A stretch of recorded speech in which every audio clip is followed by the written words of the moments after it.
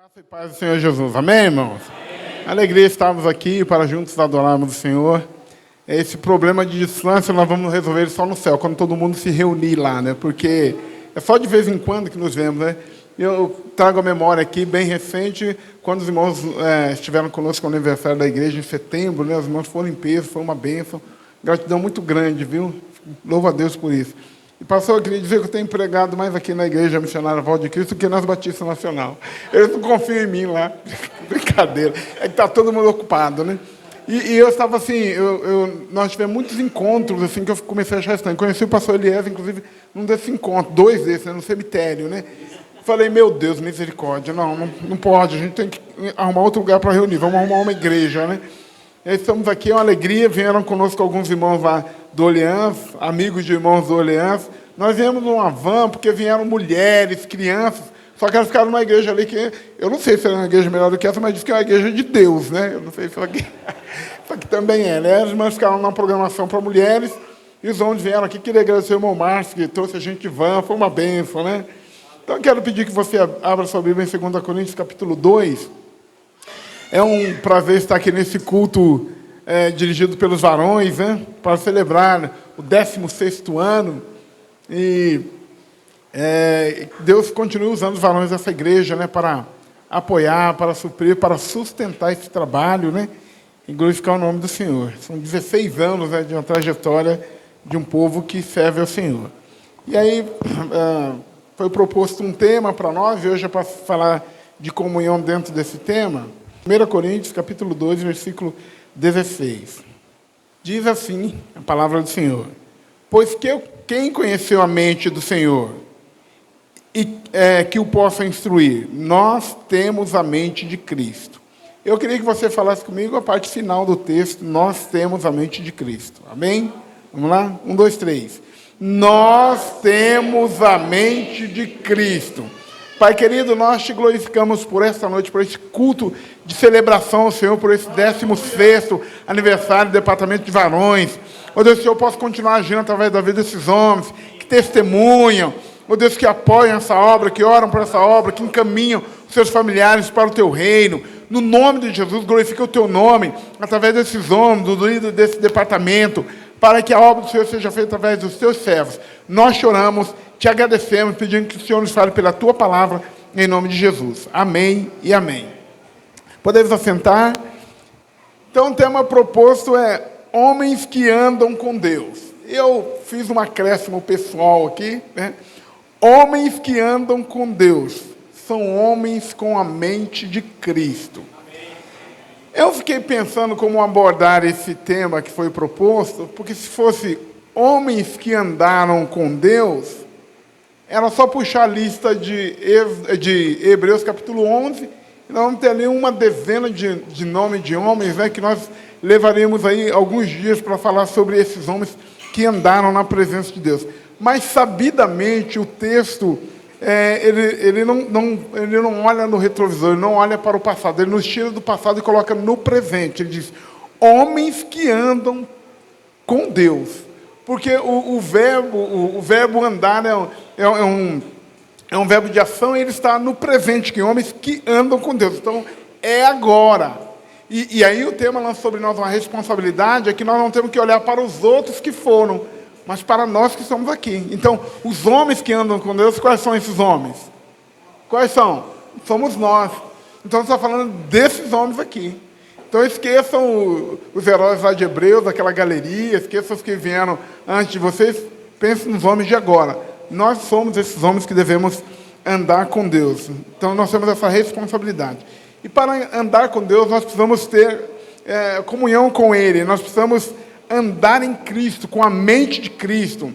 Ou seja, experimentar as transformações que essa caminhada com o Senhor realiza em nossas vidas, no cotidiano e em todas as nossas relações. Porque esse andar com Deus implica uma transformação geral de nossas vidas e das nossas relações. Então, eu queria pensar que, primeiro, isso nos leva aqui aos seguintes pontos. Primeiro, os homens com mente humana. Uma mulher que acabara de perder o seu marido nos Estados Unidos, ela foi na funerária antes do enterro, e aí ela deu uma olhada, quando ela viu o esposo não estava com o terno, com a roupa dele para ser sepultado. E ela começou a entrar em lágrimas porque viu que a roupa estava com o defunto ao lado. E ela procurou apontar o erro para o responsável pela funerária, e ele simplesmente gritou assim: Henry, troque a cabeça do esquife 1. Aí a mulher caiu em prantos, né? Porque, na verdade, troque o esquife da cabeça 1 é apenas uma linguagem técnica para dizer troque as vestes do esquife 1. Então, pensando nisso, nós estamos aqui nessa noite para falar com homens que têm a mente de Cristo. Se você, cristão, ainda não tem a mente de Cristo, troque a cabeça do esquife 1. Troque a cabeça, porque nós precisamos ter a mente de Cristo, precisamos pensar como Cristo. O texto que nós fizemos a leitura é apenas um recorte do capítulo 2 da carta de Paulo, que é uma carta que ele escreveu aos Coríntios, e boa parte do material dessa carta do apóstolo Paulo, ele passa fazendo uma autodefesa do seu ministério, por conta do desprezo que ele experimentou dessa igreja, que foi uma igreja fundada por ele. Então ele passa um tempo tentando fazer a defesa do seu ministério. E no capítulo 2, ele faz uma defesa do conteúdo da pregação que ele apresentava àqueles crentes, demonstrando que ela não era baseada na sabedoria humana, mas quando a pregação dele era comparada com os sofistas, que eram filósofos da época, que torciam a verdade, engendrava a verdade para acrescentar mentira, o discurso do Paulo, ele era meio, sentia debilidade diante do discurso daqueles grandes oradores sofistas, né? Então, ele se apresentava com humildade. Chegou ao ponto de dizer: foi com fraqueza e com muito temor que estive entre vocês. Depois disso, nós somos loucos, vós sábios. Nós somos fracos, vós fortes. Vós ilustres e nós desprezíveis. Então, Paulo vai construindo aqui uma ideia, um discurso, dizendo que a sua mensagem não está baseada na sabedoria humana, mas na sabedoria divina, porque ele recebeu do Senhor, porque ele disse que conhecia até mesmo as profundezas de Deus. O apóstolo diz que aquilo que ele recebeu foi revelado pelo Espírito Santo, que conhece todas as coisas, e conhece aí as profundezas de Deus. Em sua argumentação, o apóstolo vai nos dizer que os homens carnais entendem apenas as coisas carnais, as coisas humanas, mas o homem espiritual, ele entende das coisas do Espírito. E, para amarrar bem a ideia do que ele quer dizer, ele fecha o capítulo 2 dizendo que os cristãos têm o Espírito de Deus, compreendem as coisas de Deus. E aí, nesse ponto, ele vai separar os adultos das crianças. Ele separa os homens em duas categorias: o homem natural e o homem espiritual. E entre os cristãos existem aqueles que são considerados homens carnais, que são crianças na fé. O homem natural é um homem com a mente humana, que cogita só nas coisas humanas, só nas coisas da terra. Seria um materialista, que contempla só as coisas que ele vê. O homem natural, ou com a mente humana, ele só pensa nas coisas da terra, em acumular para esse tempo que ele está vivendo, porque a vida acontece apenas aqui no mundo da matéria, no mundo físico.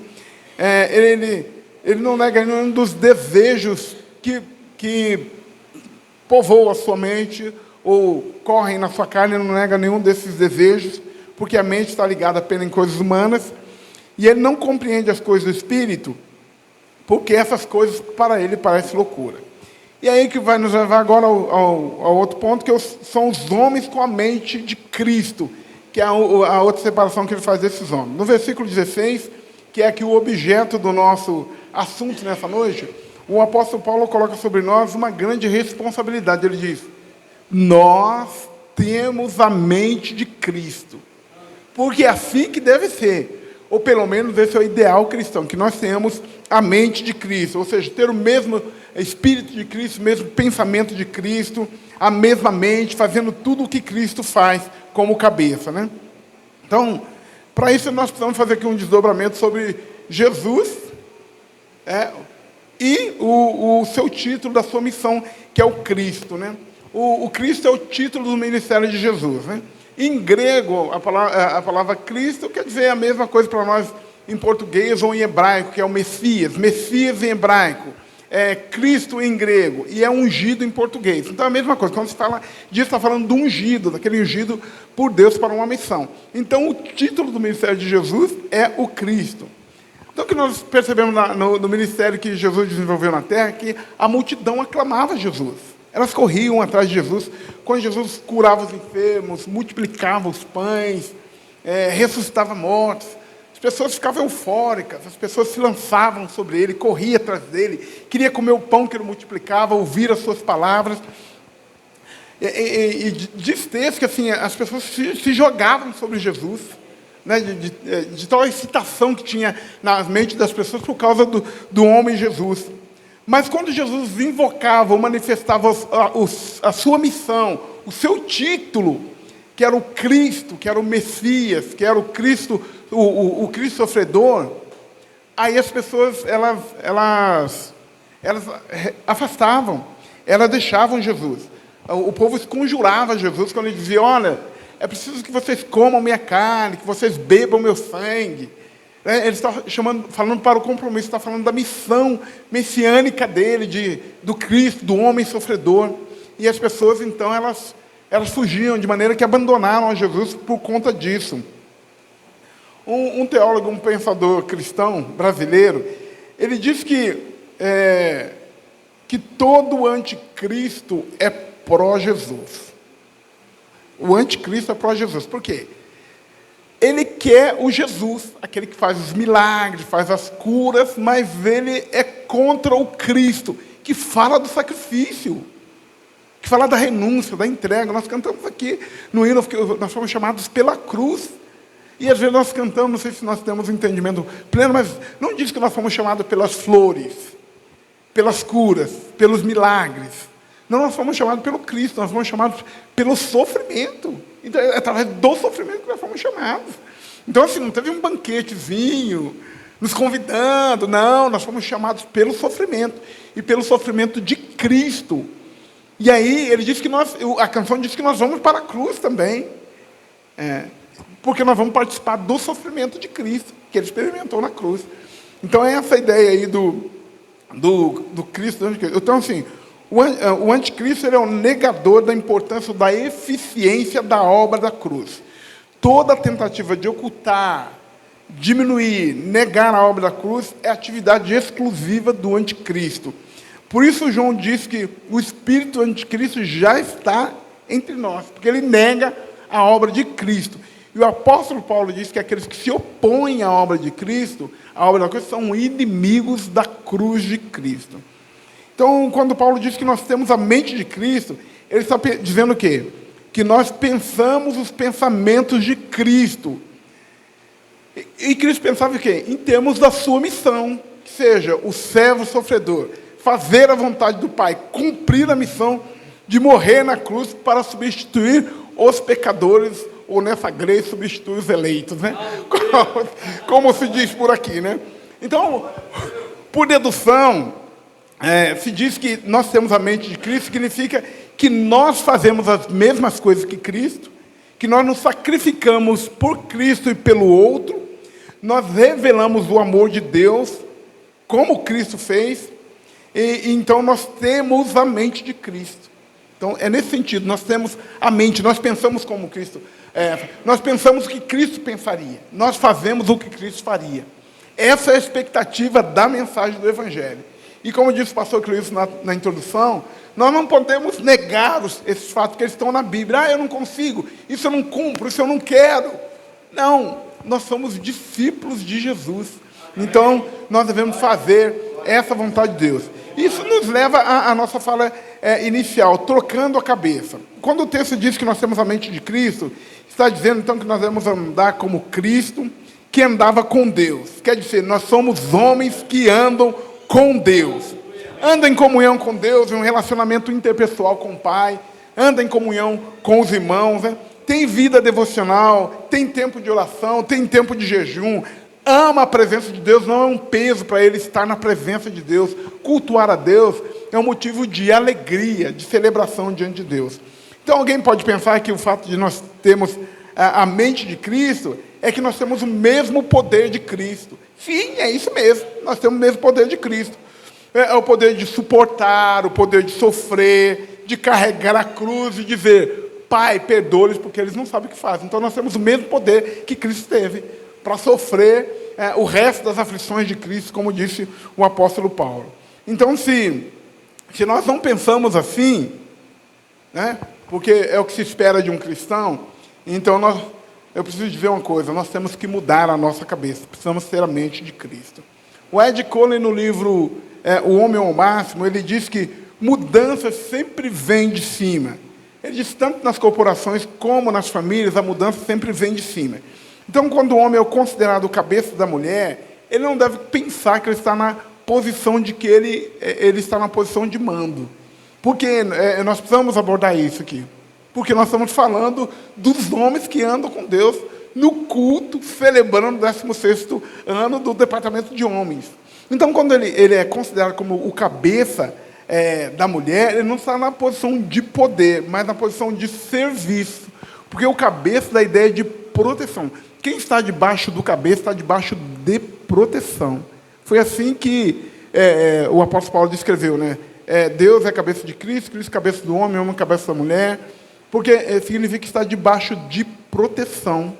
Está debaixo de cuidado. Quem está debaixo do cabeça está debaixo de proteção e de provisão, porque esse é o papel também que Deus deu ao homem, né? Então ele está naquela posição para quê? Para servir a esposa, servir os filhos e servir quem estiver ao seu lado necessitando dele, né? Então, para que uma família mude, para que haja uma mudança na família, é preciso que a mudança comece então pelo cabeça. É preciso que comece aí pelo homem, né? O Cole disse ainda que uma mudança só pode ser considerada mudança quando mudar alguma coisa. Ter a intenção de mudar não é mudar.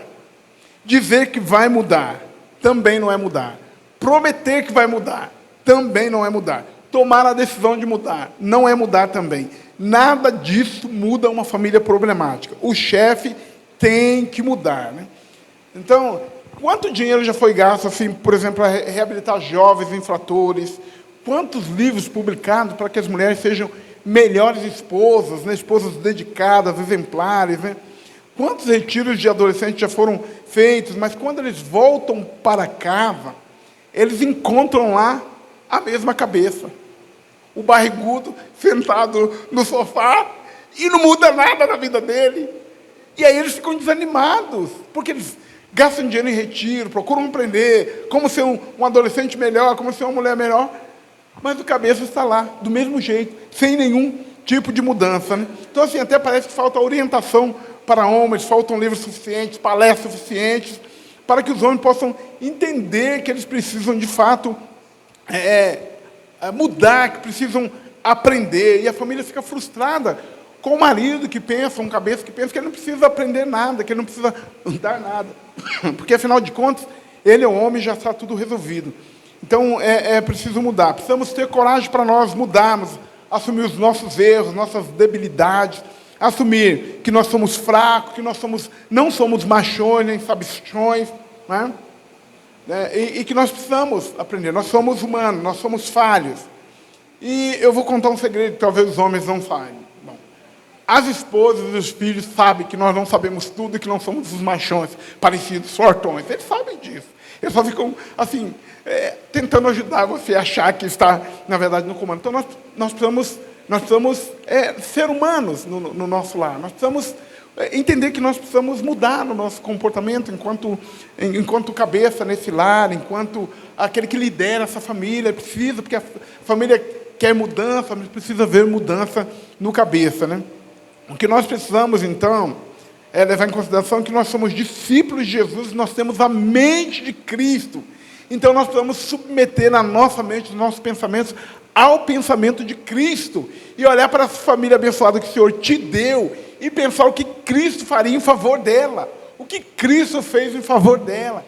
Ele fez tanto ao ponto de dar a própria vida. E o que nós, como esses homens do lar, né, como os embaixadores de Cristo, aqui da Igreja Missionária Val de Cristo, ou dos irmãos de outra igreja, o que nós temos que fazer por essa família que o Senhor nos deu?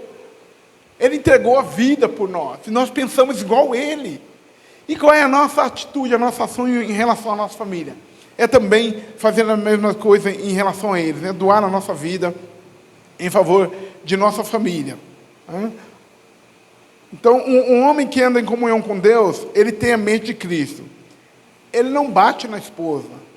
Não, ele não bate na esposa porque ele tem a mente de Cristo. Até porque, sabe, aqui para nós, baixinho, alguns podem até se ofender, mas isso é coisa de homem covarde, bater em mulher. E homem cristão não pode fazer isso. Porque Cristo não fez isso com a sua igreja. Ele, pelo contrário, ele sofreu pela igreja, ele deu a vida pela igreja. Ele não comete tortura psicológica contra a esposa. Ele não abusa da posição de marido, da posição de pai, não abusa da provisão, da posição de provedor. Eu sou provedor nesse lado, que vou decidir a vida financeira. Ele não vai abusar dessa posição, porque ele tem a mente de Cristo, ele se entrega, se doa por essa família. O homem com a mente de Cristo, ele ora pela esposa e ora também com a esposa. Ele se entrega a ela como servo sofredor, do mesmo jeito que Cristo entregou para a sua vida.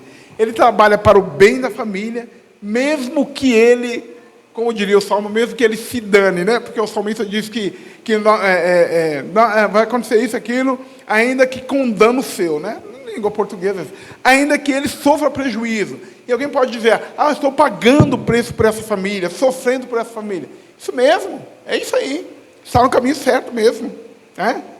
Porque você é um Cristo na vida dessa família. Você está, é o servo sofredor em favor dessa família, porque tem a mente de Cristo.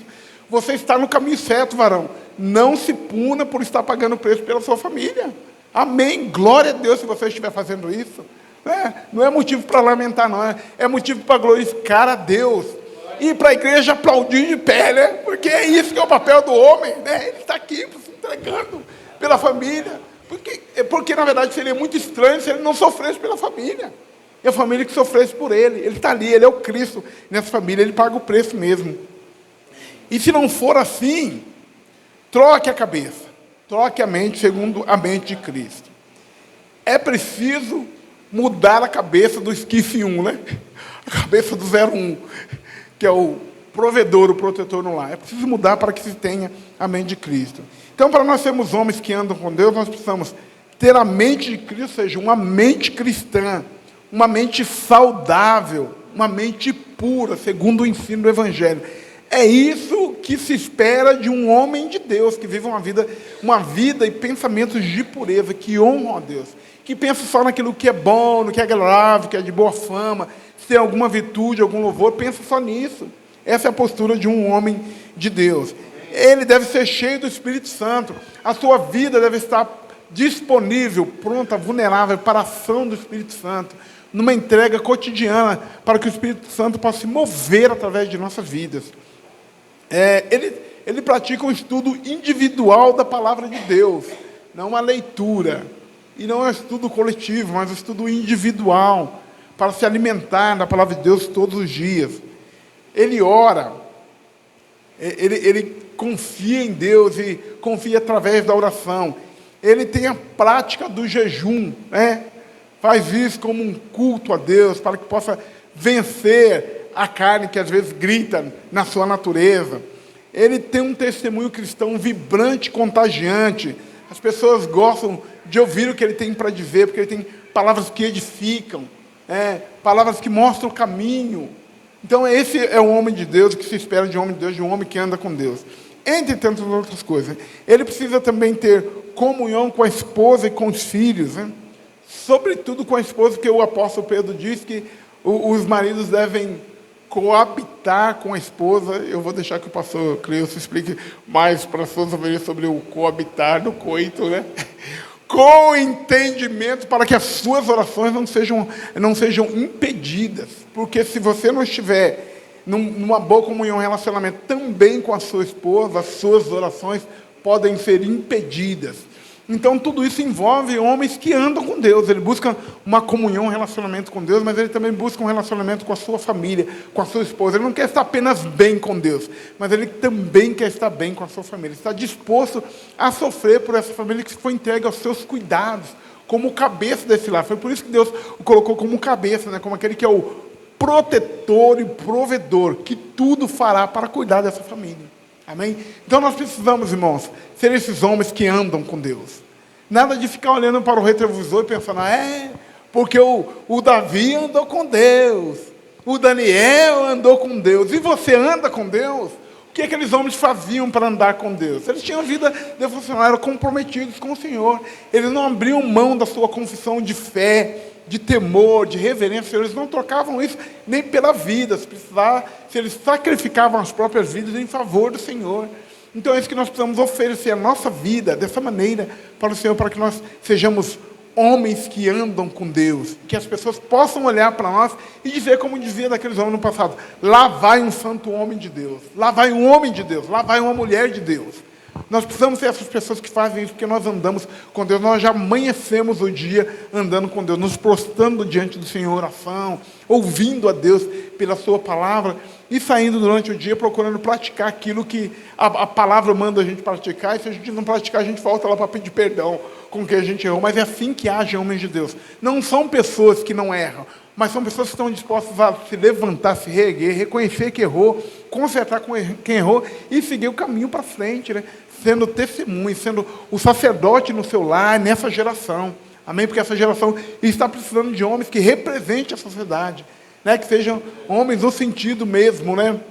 No sentido masculino mesmo, que possa ser uma referência na sociedade, não apenas na família, na igreja, mas em toda a sociedade, que estão carentes de homens de verdade, né? De varões, no sentido amplo da palavra, né? Que é aquele que, na verdade, é um homem de palavra, um homem de caráter, um homem reto, um homem de temor a Deus. Que o Senhor ajude a cada um de nós, varões, ser homens que andam com Deus, porque nós vivemos tempos desafiadores, as trevas se opõem à nossa vida, mas nós não precisamos ter medo, porque Jesus veio no momento mais difícil, no momento de trevas ele veio, né? Diz Isaías, quando ele chegou, o mundo estava à beira do abismo, né? Os homens que andavam em trevas viram a grande luz, né? Jesus veio onde operavam demônios, o Império Romano, a religião judaica, e Jesus foi um homem diferente na sociedade que influenciou os homens. E nós devemos ser esses homens. Não precisamos ter medo do tempo que nós vivemos. Pelo contrário, nós precisamos ser referência para o tempo que nós vivemos. Amém? Que Deus nos ajude nisso, porque nós temos a mente de Cristo. Amém? Nós pensamos igual a Cristo, nós agimos igual a Cristo, porque nós somos de Cristo. Amém? Amém? Deus abençoe os varões, né, pelo seu 16º aniversário desse departamento de embaixadores de Cristo. Que o Senhor seja glorificado nas vossas vidas, que venham muitos anos, muitas realizações nesses anos, na frente desse trabalho, desse ministério. Os irmãos sempre peguem junto para a realização do trabalho, sendo esses homens de postura, homens que andam com Deus, né? Homens que são referência, que ajudam no trabalho de Deus nessa comunidade. Amém? Vou convidar você a colocar-se de pé e nós vamos orar ao Senhor.